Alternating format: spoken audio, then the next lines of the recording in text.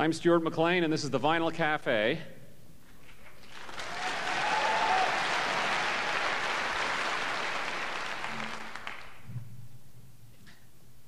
One night at dinner, a Sunday night in September, late September, Morley said, "I've been thinking about Christmas." Me too," said Sam. Dave gasped.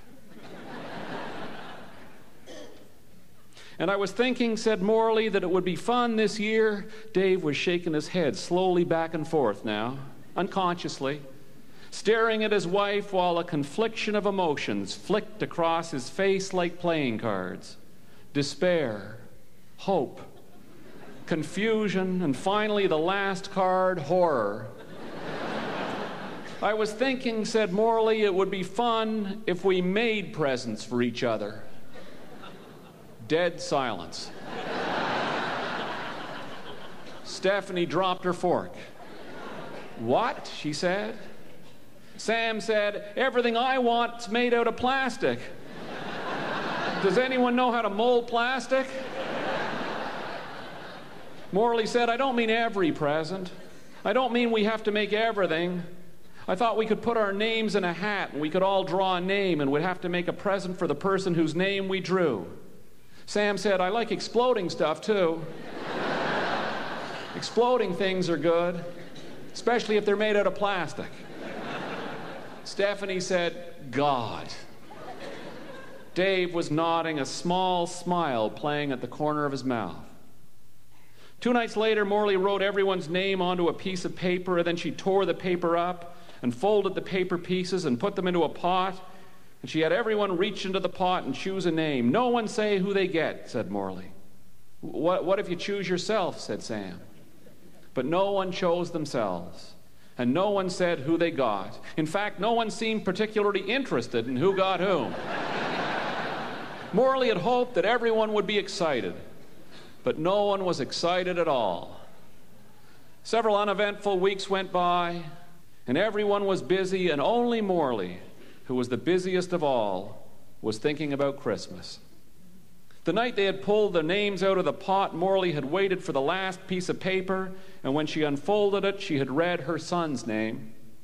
And now it was the middle of October, and she had thought long and hard about what she could make a 10-year-old boy for Christmas that he would enjoy.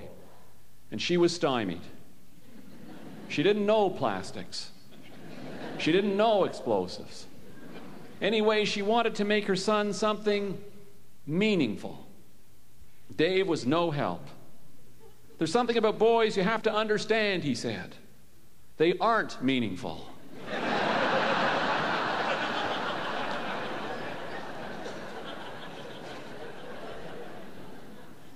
The idea of building a chair for Sam came to Morley like a bolt out of the blue.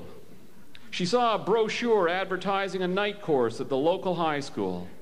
10 Monday nights, $200, all materials included. Morley checked the calendar. She'd be finished a week before Christmas. Morley imagined building a big, comfy chair, a chair you could get lost in. She imagined Sam as a grown man reading the paper in the chair that she had made. She imagined him surrounded by his family. She imagined him saying, "Your grandmother made this for me when I was 10. She enrolled in the course and promptly missed 2 out of the first 3 classes. First time was work. The second time, her mother had the flu and she had to take her supper. But she didn't miss any more after that, and she applied herself as diligently as she could. And although every step was a struggle, each screw, nail, and saw cut a mystery of momentous proportions, and although her chair was emerging so much slower and tenuously than all the other chairs in the class, Mondays, the night she got to work on it, had become Morley's favorite night of the week. She loved going to her chair class. The only thing that spoiled it was that no one else in her family seemed to have embraced the holiday project. She was alone on this Christmas journey. She asked Stephanie about it one night. You don't understand," said Stephanie. "We're different, Mom. You're into the spirit of Christmas. I like the other stuff." The other stuff, said Morley. The shopping, said Stephanie. Clothes. Shopping and clothes, said Morley. And the TV specials, said Stephanie. Then one morning when Sam was getting up from the breakfast table, he looked at Morley across the kitchen and he said, I want to learn how to knit.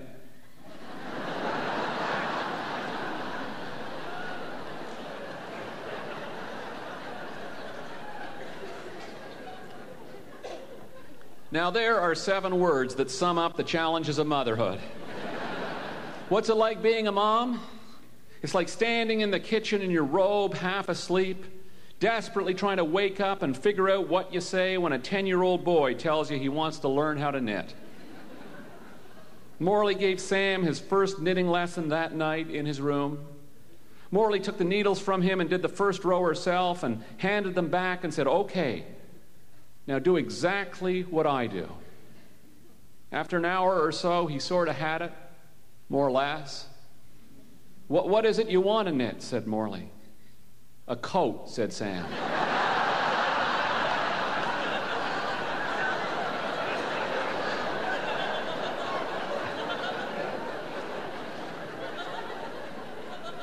Sam had chosen Stephanie. Morley had to teach him again right from the beginning the next night. And again 2 nights later. He did fine as long as he kept going, but every time he put the needles down, he lost track. Eventually he got it, however. By the beginning of November, Sam was good enough to sit in front of the television and knit while he watched TV.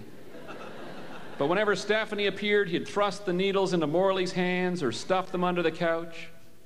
So Morley hauled an old black and white portable out of the basement and set it up on his bureau, and he sat in his room all weekend, the needles clicking away like a train. My fingers hurt, he said on Saturday night. The next weekend, he was invited to Jeremy's house for a sleepover, and he wanted to know what he could take his knitting in.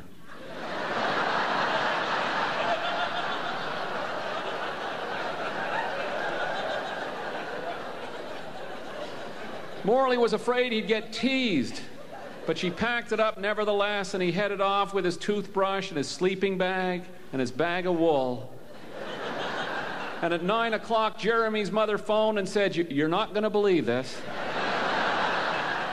You know what they're doing? They're downstairs watching Lethal Weapon 3 and knitting."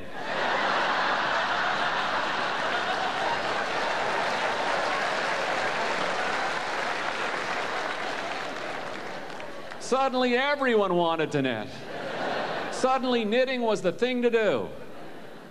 The next weekend, there was a hockey tournament in Whitby. And Dave drove Sam and Jeremy and Tim and Jeff. They all sat in the back, he said. And they were talking about hockey and the game and how they were going to cream the team from Whitby, the kind of stuff you'd expect to hear from a back seat of little boys. And then one of them said, "Damn it, I dropped a stitch."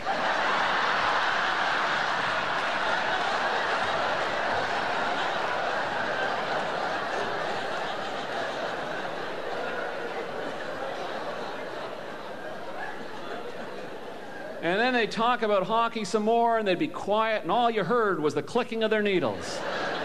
And then someone would say something like, "Look how long Jeff's is. Jeff, you're going so fast. You must have done this before." It was wonderful. But Morley didn't think it was wonderful at all. As far as she could tell, her Christmas project was headed off the rails. She was worried about Sam. She thought he was getting compulsive about the knitting. He'd disappear into his room and sit on the edge of his bed and knit for hours. And he kept unraveling everything he did. "It's fun to destroy it," he said.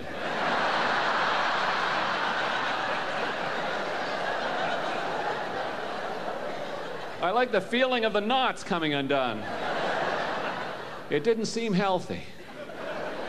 But that wasn't the worst of it. On Saturday afternoon, while Dave was in Whitby, Becky Turlington had shown up at the front door. "Is Stephanie home?" she asked. She was holding a package wrapped in brown paper. "No," said Morley. "Stephanie's out shopping." Becky had turned to go, but then she had stopped and held the parcel up and said, "Tell her the present's ready. Tell her she owes me $15.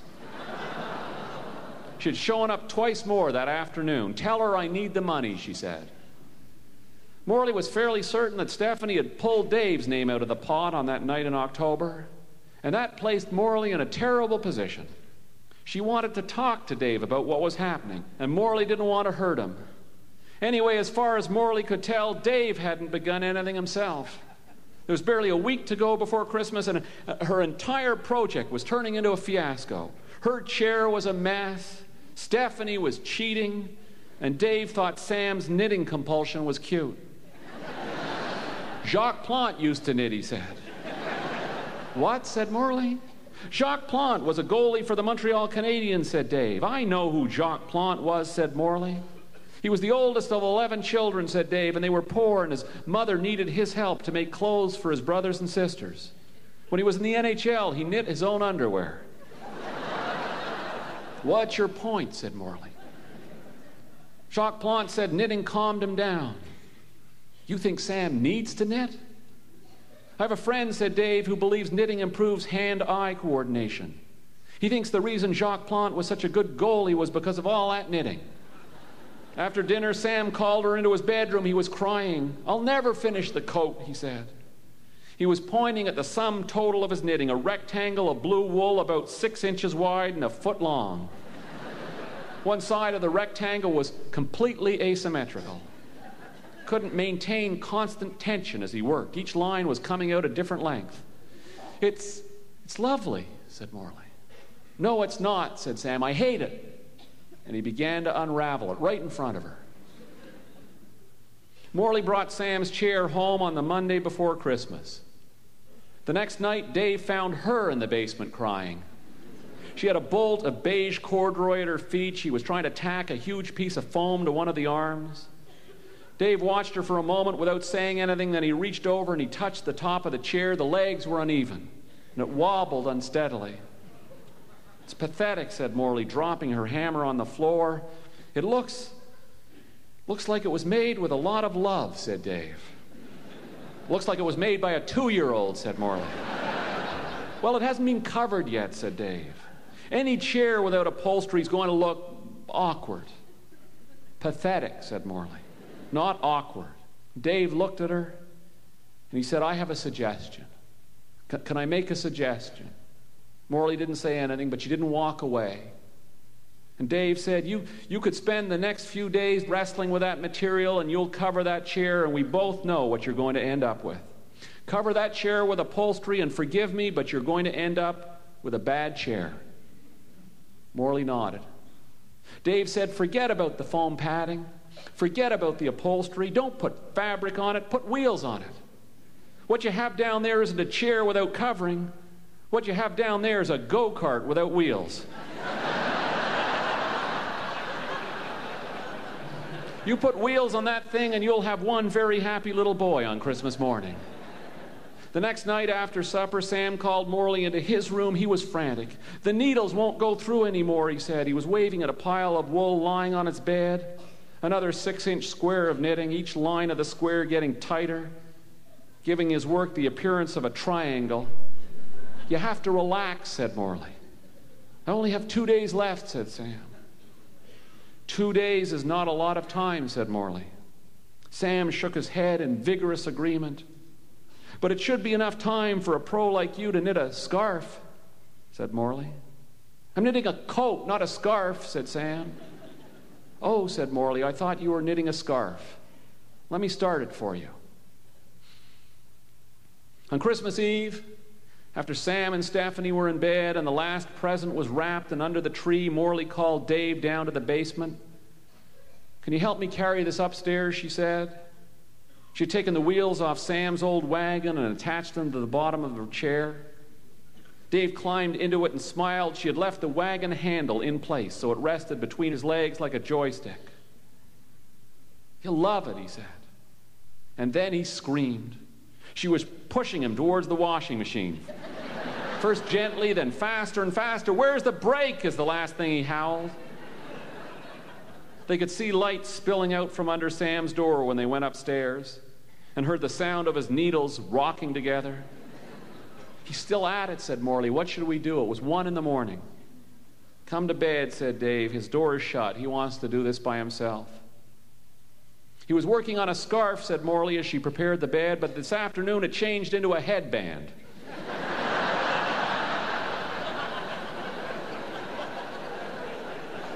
Wasn't going to be big enough for a scarf. When I suggested the headband, you know what the little bugger said? Said, "But isn't her head the fattest part of her?"